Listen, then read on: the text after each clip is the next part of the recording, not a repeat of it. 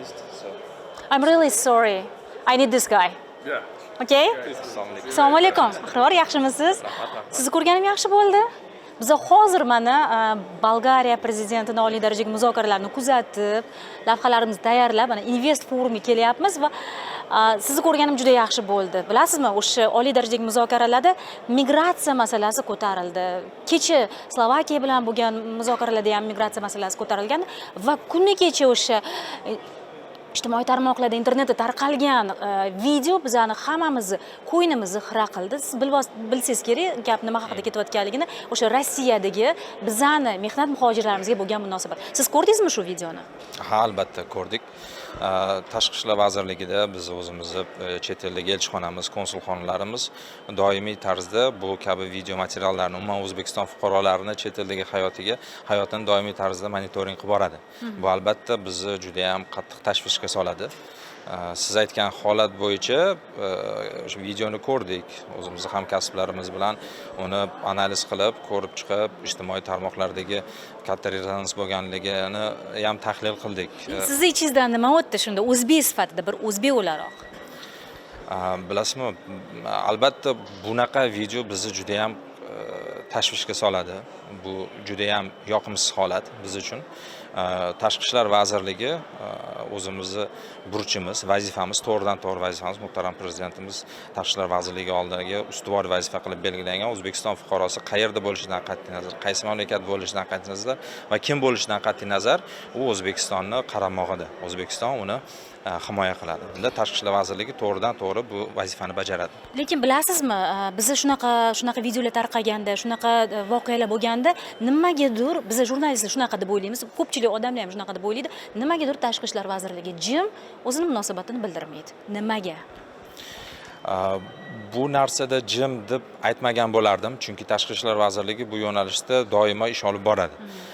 Mana oxirgi holatlarni aytadigan bo'lsak, mana siz aytgan video bo'yicha tahlil qilib, uni o'sha kuniyoq Rossiya Tashqi ishlar vazirligiga O'zbekistonning Moskvadagi elchixonasi tomonidan rasman nota yuborildi. U notada mana shu videoni tahlil qilib, u yerdagi qo'llanilgan, u yerdagi holatlar umuman inson huquqlariga zid ekanligini va bunga zudlik bilan huquqiy baho berilishini so'rab, biz Tashqi ishlar vazirligiga nota yubordik. Javob bo'ldimi notaga? Hozir javobni kutyapmiz. Mana bizni Tashqi ishlar vazirligini ham aynan shu sohada rossiyalik bizning hamkasblarimiz bilan har oylik uchrashuvlarimiz bor bu formatda. Mana navbatdagi uchrashuvimiz bugun soat mana 4da, ya'ni 1 soatdan keyin bo'lishi kerak. Bunda bu masalani yana ko'tarib, bu masalaga yana urg'u beramiz. Chunki biz O'zbekiston fuqarolarini qayerda bo'lishidan qat'iy nazar ularga to'g'ri va haqli munosabat bo'lishlarini talab qilamiz. Kechirasiz, o'zi hozir Rossiyada qancha bizning mehnat muhojirlarimiz bor? Aniq statistika bormi? Albatta, bizda aniq statistika bor. Hozirgi kunda mehnat muhojirlarimiz 1 milliondan kamroq.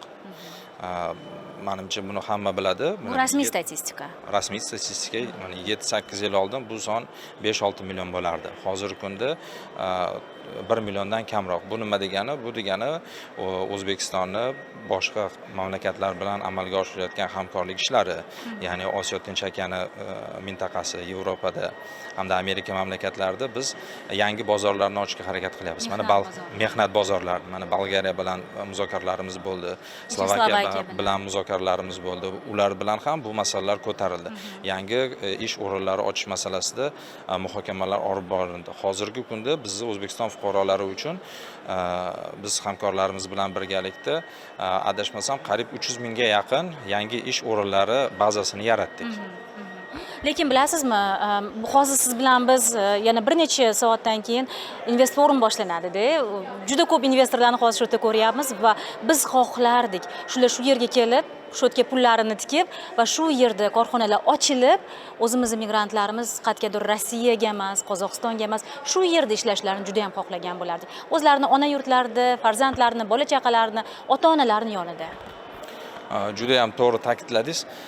Bilasizmi, mamlakat nuqtai nazaridan mana hozirgi kunda iqtisodiy diplomatiya bizning eng asosiy ustuvor yo'nalishimiz. E'tibor bergan bo'lsangiz kerak, dinamika juda ham yuqori hozirgi kunda. Xalqaro miqyosda hamkorlar sonimiz juda ham ortib boryapti. Yildan yilga O'zbekistonga kirib kelayotgan investorlar soni oshyapti. Mana shu bugungi Invest Forum ham hozirgacha hamma rekordlarni urdi. Chunki investorlar soni bo'yicha, ularning ko'lami bo'yicha, hattoki mana ommaviy axborot vositalarini kelishi bo'yicha ham o'tgan yili bor yo'q 39 ta xalqaro ommaviy axborot vositasi kelgan. Bu yil esa 137 ta xalqaro ommaviy axborot vositasi kelib yorityapti. Asosiy maqsadimiz nima?